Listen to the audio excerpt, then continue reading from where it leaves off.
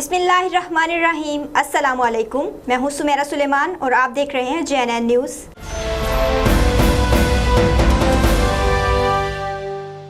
खानपुर में रहीमिया खान किनाल में 30 फुट चौड़ा शुगाफ, सैकड़ों एकड़ फसलें ज़ेरे आब, पानी घरों में दाखिल। महकमा नहार का अमला 3 घंटे बाद पहुंचा। तफसीलात जानते हैं उमर फारूक की इस रिपोर्ट में।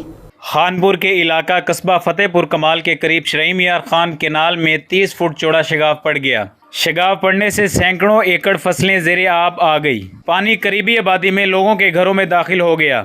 इतला के बावजूद महकमा नहार का अमला और मकामी इंतजामिया का कोई नुमाइंदा भी मौके पर ना पहुंचा। अहले इलाका ने अपनी मदद आप के तहत शगाफ पुर करने की कोशिश के बाद आज़ाद 3 घंटे बाद महकमा नहार का अमला मौके पर पहुंचा। 6 घंटे बाद शगाफ पर काबू पा लिया गया। अहले इलाका ने अरबाब इख्तियार से अपील की है कि शगाफ से फसलों के होने वाले नुकसान का अजाला किया जाए। कैमरा टीम के साथ उमर फारूक, JNN न्यूज़ खानपुर।